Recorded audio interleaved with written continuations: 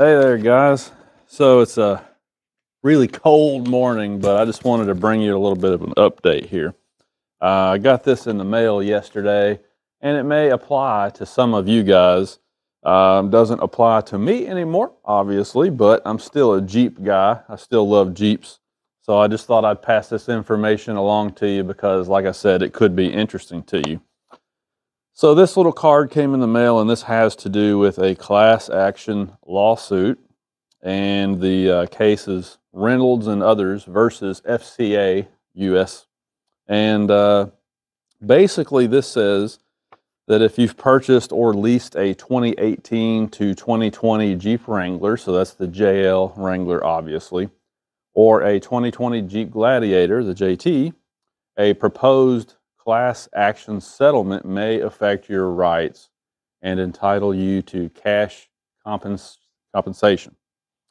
So you flip the card over, it gives you a little bit more detail on what's going on here. And this isn't going to take long, I promise. I'm just going to read the basics to you. It says a proposed settlement has been reached in a lawsuit alleging that the 2018 to 2020 Jeep Wrangler and the 2020 Jeep Gladiator vehicles manufactured by FCA have a front suspension steering damper defect that causes the steering wheel and the front suspension of the vehicle to shake after contact with a bumpy road surface at highway speed. So basically what they're talking about here is what we have always called the death wobble. I mean, for decades, Jeeps and pickup trucks too, you know, some of your older half-ton trucks that had the solid axles, and even modern day 3/4 and 1-ton trucks that have the straight solid axle in the front, they can also be prone to this. I've seen videos of them having the same problem. But of course the Jeeps have always been known for running those solid front axles, and it's a really prominent issue on the Jeeps. Again, we call it the death wobble. You're going down the road and you hit a like a bridge expansion joint or a pothole or something like that, that begins the whole thing. And then you get this violent oscillation of your front axle. It shakes the steering wheel violently. If you're not paying attention, it can cause you to lose control of the vehicle. First time it happens to you, you probably know it will scare you to death. So I think that's why we just have always termed it the death wobble. But that's what they're talking about here. This lawsuit has to do with the death wobble on the new JL Wranglers and the JT Gladiator. And they're blaming it on the steering damper. Now let's pause right there for a second. This is just my opinion. I don't believe the steering damper has anything at all to do with this. I've modified a lot of Jeeps over the years of all models. You know, the Grand Cherokees back when they had solid axles, YJ Wrangler. We've had TJ, JK, JL, all the Wranglers. You know, I've modified and been around a lot of Jeeps my whole life. And personally, I just don't think the steering damper has anything to do with this death wobble issue. In fact, on the Jeeps that I used to have, you could take the steering damper completely off and drive it down the road and it would be fine, because the death wobble, in my opinion, comes from other suspension parts. Worn bushings, linkages, maybe a faulty steering box. There are other things that can cause it, but I personally don't think it has anything to do with a steering damper. The steering damper is just there to kind of take some of the harshness out of off-road driving, is basically what it's there for. But anyway, this lawsuit is blaming the death wobble on the steering damper. And so it goes on to say that the court has not decided who is right or who is wrong in this case. Rather, to avoid the time and expense and uncertainty of going forward with the case, the parties have agreed to settle. So bunch of legal jargon there. Basically, they decided to settle the case out of court. So if you've got a JL Wrangler 2018 to 2020 or a JT Gladiator 2020, what are they going to do for you?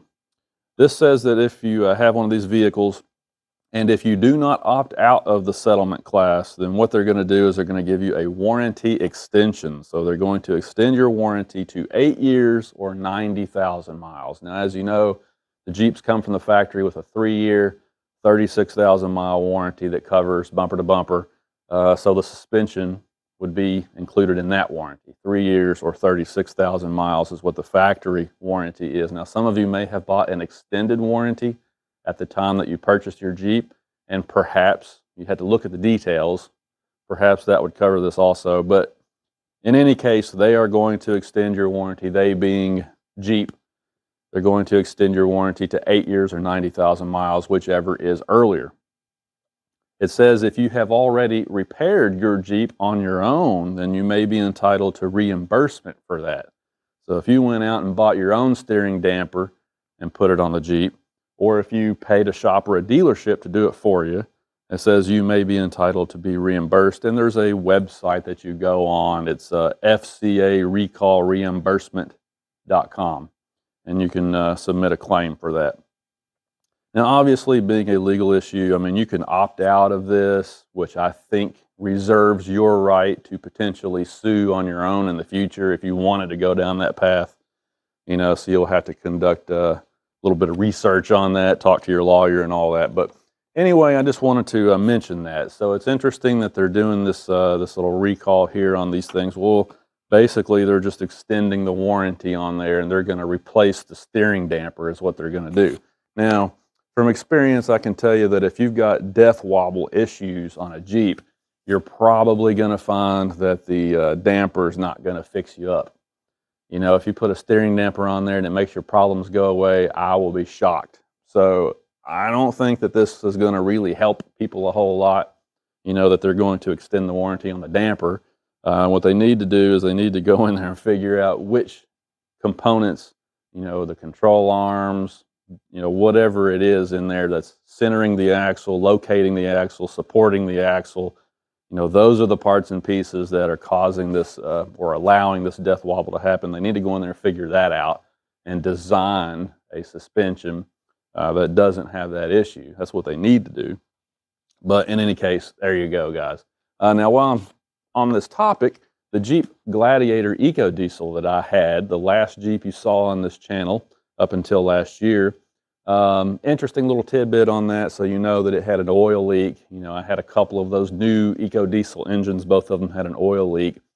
I decided to get rid of the Gladiator. The people who bought the Gladiator after me had trouble with it almost immediately. They were towing a small utility trailer with it. It caught fire on them.